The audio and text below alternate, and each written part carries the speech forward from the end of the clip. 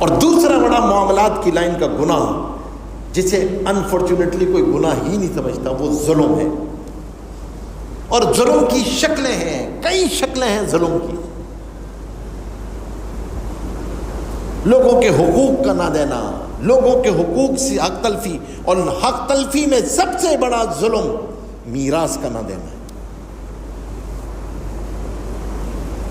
Avoiding of inheritance, and we have 1000 justifications to avoid میراث. اللہ, اس ملک کی 90% عورت کو میراث نہیں ملتی ہے. یہ مسلمانوں کا ملک ہے. 90% عورت کو میراث نہیں ملتی. وہ ماں ہو تو نہیں ملتی, وہ بیوی ہو تو نہیں ملتی, وہ بیوہ ہو تو نہیں ملتی, وہ بیٹی ہو تو نہیں ملتی, باپ مر جائے اولاد چھوٹی ہو تو اس کو نہیں ملتی, جو بھائی کاروبار میں شریک نہ ہو ان کو نہیں ملتی. کیونکہ ہماری میراث اور معاشرت جو ہے نا اس پہ ہندو چھاپ ہے. ان تینوں کے گناہ جو ہے نا وہ 3 وجہ سے ہوتے ہیں: جہالت, رسم و رواج, خواہشات. ہندوؤں کے میراث نہیں ہوتی, ہندو کلچر میں کوئی میراث نہیں ہوتی, عورتوں کو میراث نہیں ملتی ہے. ہمارے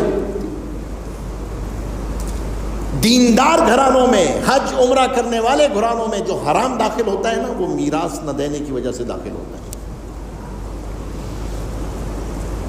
اور خالصتاً ہندو سوچیں, خالصتاً یہ ابا کا گھر تھا, اس سے ابا کی یادیں وابستہ ہیں, یہ ٹھیا تو ابا کا تھا, دادا اس ٹھیے پہ بیٹھتے تھے, کاروبار یہیں سے شروع ہوا تھا, یہ تو چلتی ہوئی فیکٹری ہے, پیسہ کہاں سے نکلے گا. اللہ اکبر. ایک طرف کہہ رہے ہیں رزاق اللہ کی ذات ہے, اللہ کا حق ہے, اللہ نے دیا ہے, اللہ کا انعام ہے, تو ظالم ہو جو اللہ کے انعام کو روک رہے ہو. اور کوئی گناہ نہیں سمجھتا اس میں. اتنا بڑا مجمع بیٹھا ہے نا, اگر میں سوال کروں کہ کتنے ساتھی ایسے ہیں جن کے 3 دن کے اندر اندر میراث تقسیم ہو جاتی ہے, تو فنگر ٹپس پہ لوگ نکلیں گے. آپ جا کر کہہ دیں کہ بھائی بھائی آئے ہوئے ہو, باہر سے آئے ہوئے ہو, سب لوگ جمع ہو, اس وقت میراث تقسیم کر لو, تو ایک جملہ سننے کو ملتا ہے کہ لے ابھی تو کفن بھی گیلا ہے, یہاں بٹوارے کی باتیں شروع ہو گئی ہیں.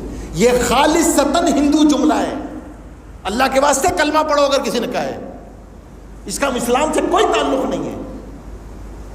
امام ابو حنیفہ رحمۃ اللہ علیہ عیادت کے لیے گئے ایک مریض کی, اور وہ بیمار تھا. پھر اس پہ جانکنی کا وقت آیا, تلقین شروع کی, اس کا انتقال ہو گیا.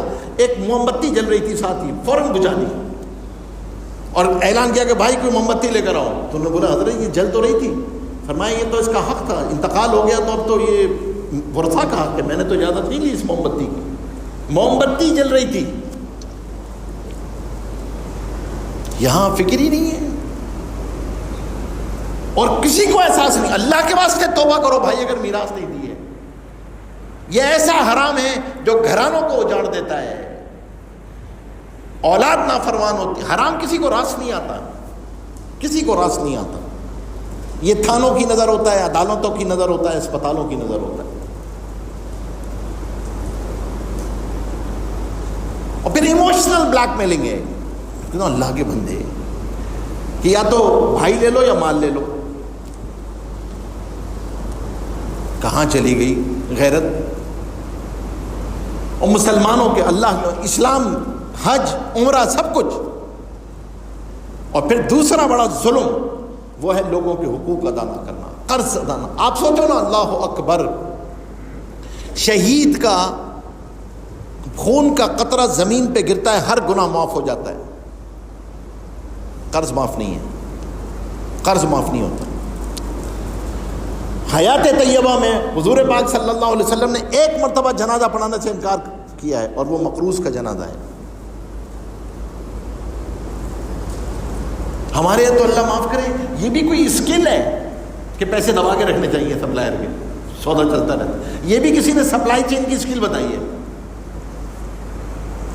مسلمانوں کے, اور اسے کوئی گناہ نہیں سمجھ رہا.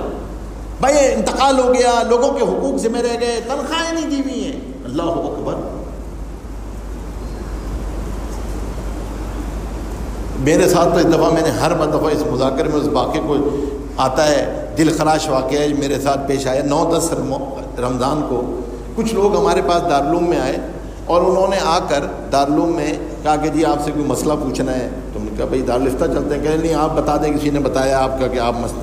میں نے کہا بتاؤ. کہنے لگے جی ہم 10 تاریخ ہو گئی ہے, ہم کچھ کشمور کے ہیں, کوئی ہم تھر کے ہیں, کوئی KPK کے ہیں, اور ابھی تک ہماری تنخواہ نہیں ملی ہے. تو میں نے کہا کہ بھائی کیوں نہیں ملی؟ کہنے وہ سیٹ کہہ رہے ہیں یہ سیزن ہے, ابھی سیزن میں ابھی کیش نہیں نکل سکتا. تو میں نے کہا بھائی یہ تو مسئلہ نہیں ہے, کوئی شرعی مسئلہ تو ہے نہیں جو ہم آپ کو کیا بتائیں, یہ تو ان کا مسئلہ ہے, اسے پوچھو. کہہ لیں گے نہیں آپ ان سے بات کریں. وہ رونے لگے. تو میں نے کہا کہ اچھا پھر ایسا کرو بھائی مجھے نمبر دے دو, فون نمبر دے دو, میں ان سے بات کر لیتا ہوں, پتہ چل جائے کوئی جان پہچان ہوگی تو بات کر لیں گے. تو انہوں نے کہا نہیں وہ تو پوری فیملی عمرے پہ چلی گئی ہے. یہ کیا مسئلہ ہے؟ یہ مائنڈ سیٹ کی پرابلم ہے. ہم یہ سمجھتے ہیں کہ عبادات معاملات کو کمپنسیٹ کر دیتی ہیں, نہیں کرتی کمپنسیٹ. اس کے تو کنورژن کوئی نہیں. ہمیں تو کنورژن ریٹ ہی نہیں پتا نا. ہم تو US ڈالر اور ریال کا کنورژن جانتے ہیں. آپ کو پتہ ہے حدیث میں آتا ہے ایک دانخ 1/6 آف درہم, جو مشکل سے 8-10 ہزار روپے بنتے ہیں. آپ نے کسی کے دینے ہوں, آپ دے نہ سکیں, آپ کا انتقال ہو جائے, نہ وصیت لکھیں, نہ وراثت میں کسی کو بتا کے جائیں, نہ پیچھے کسی کو بتائیں, نہ اس سے معاف کرائیں, اور وہ معاشر میں آپ سے مطالبہ کر لیں میرے پیسے دینے دیں. آپ کو کنورژن ریٹ پتہ ہے؟ دل دہل جاتا ہے کنورژن سن کے. حدیث میں آتا ہے 700 مقبول نمازیں دینی ہوں گی. پڑھی ہوئی نماز نہیں, رننگ کرنسی. آپ نے نماز پڑھی اور اللہ کیا قبول ہو گئی, کہاں لے کے جائے گا؟ اللہ کی مدد مظلوم کے ساتھ ہے, ظالم کے ساتھ نہیں ہے. وہ کافر بھی ہونا تو اللہ کی مدد مظلوم کے ساتھ ہے, ظالم کے ساتھ نہیں.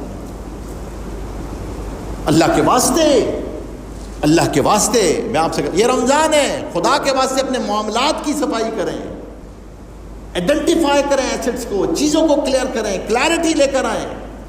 تیسری بڑی جہالت کاروباروں کے اندر لکھت پڑھت کرنا ہونا ہے.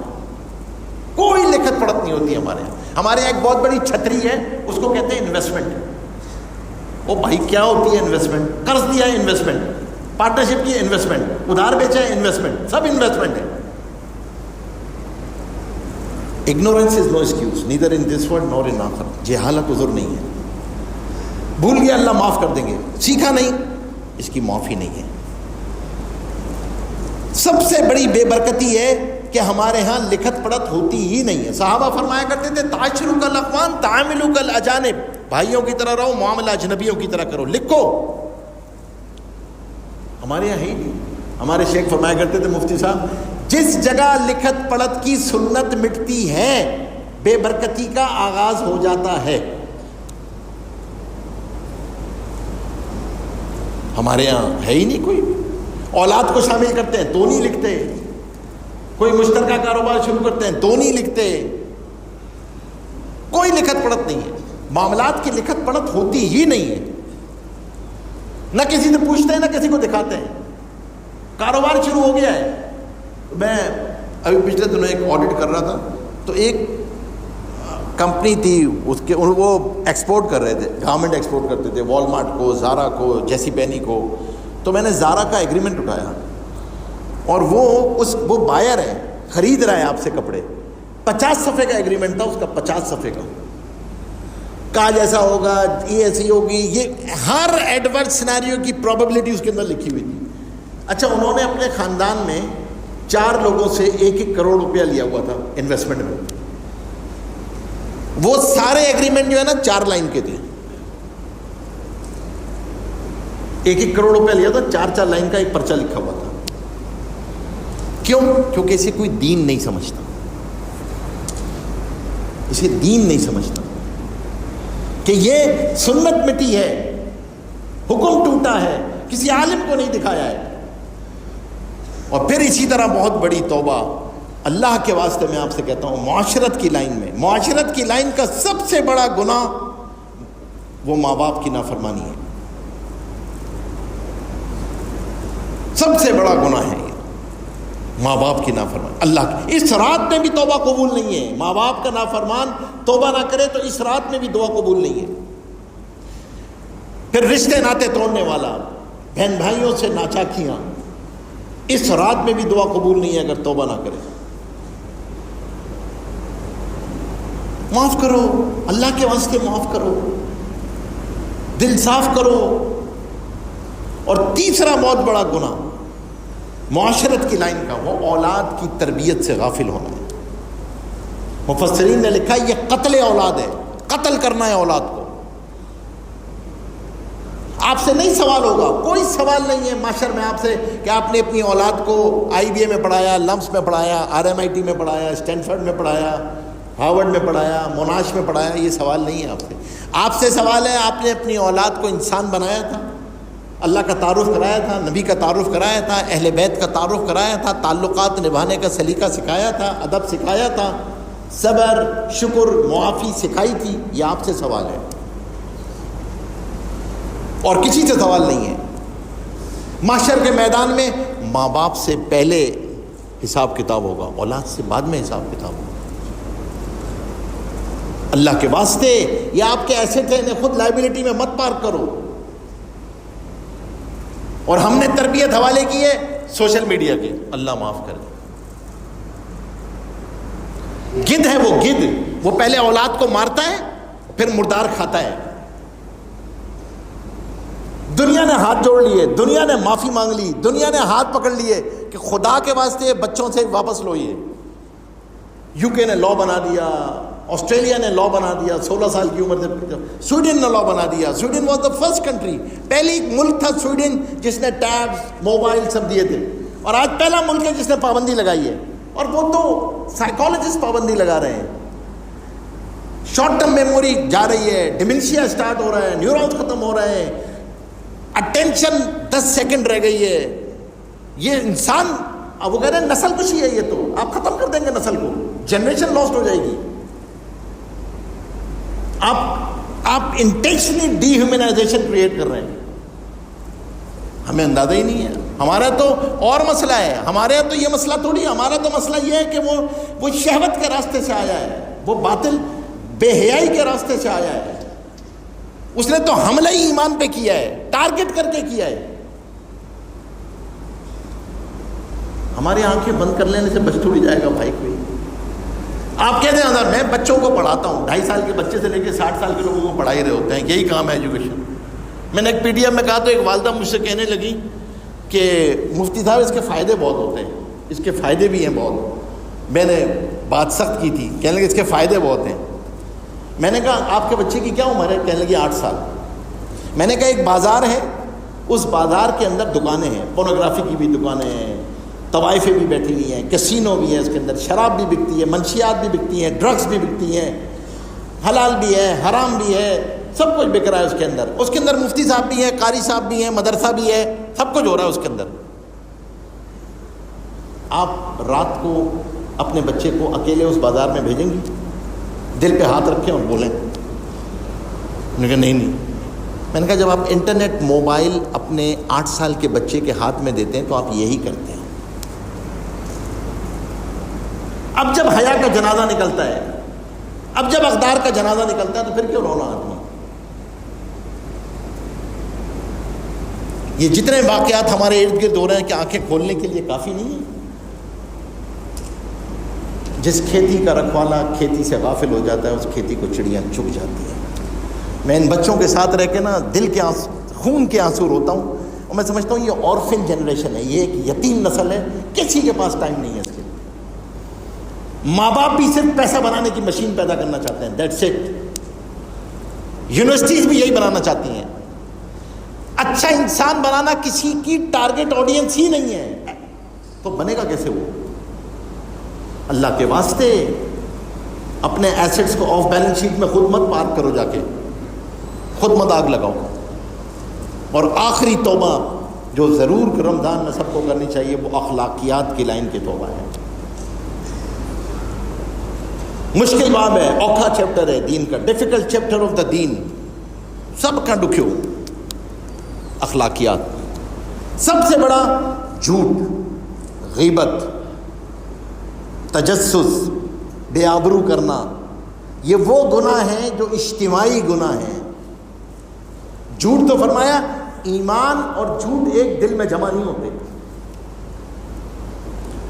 اتنا زہر ہے، اتنا بدبودار ہے کہ جب آدمی جھوٹ بولتا ہے فرشتے 1 میل دور چلے جاتے ہیں چھوڑ کے. اور میں تو کہتا ہوں اللہ کے واسطے رمضان میں ایک گناہ سے توبہ کر لو نا تو مسئلہ حل ہو جائے گا. وہ ایک جھوٹ نہیں بولنا.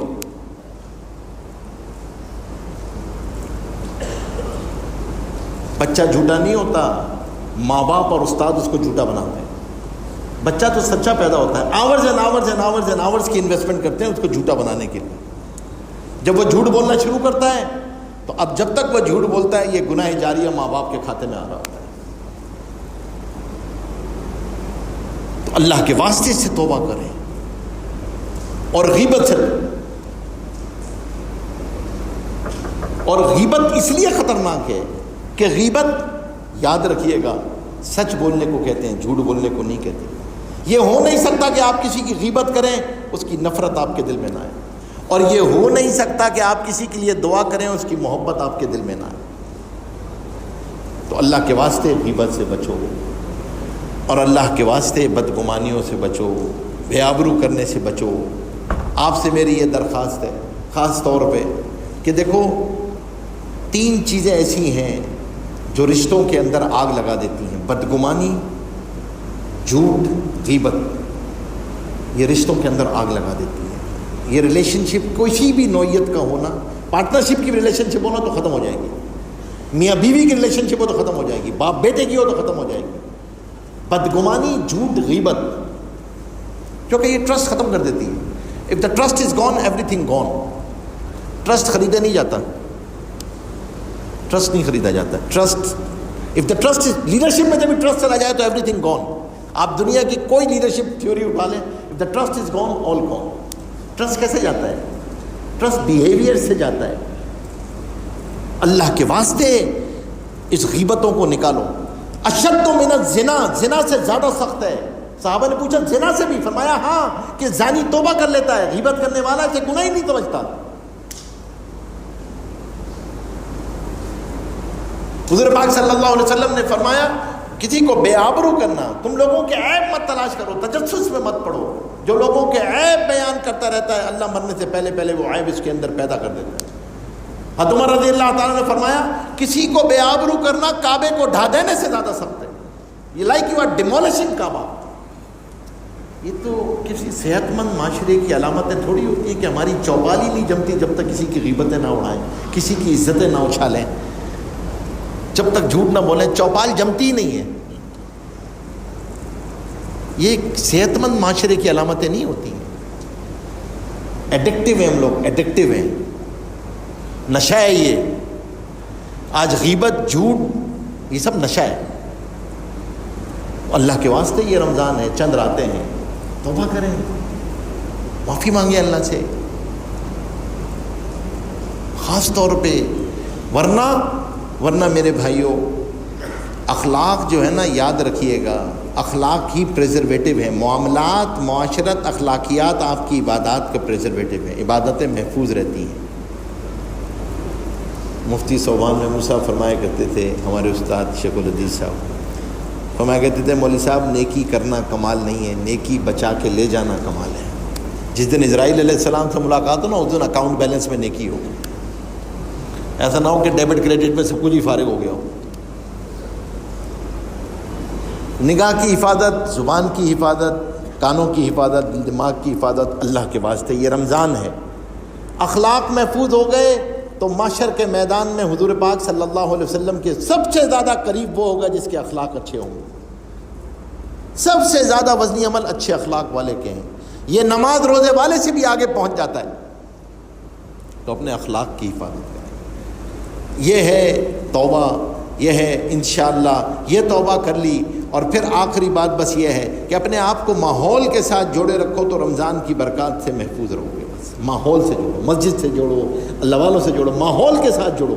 ورنہ یہ جو رونقیں ہیں نا یہ تو عید کی فجر میں ہی ختم ہو چکی ہوں گی. یہ برکات جو ہے نا کراچی کے موسم کی طرح چلی جائیں گی. اپنے آپ کو توبہ کریں اور اپنے آپ کو جوڑیں، ماحول کے ساتھ جوڑیں، یہ نیت کریں ان سب چیزوں میں کہ اپنی بہتری لے کر آؤں گا میں۔ اللہ پاک ہم سب کو عمل کرنے کی توفیق عطا فرمائے۔ اللہ تبارک و تعالی ہماری اس توبہ کو اپنی بارگاہ میں قبول فرمائے۔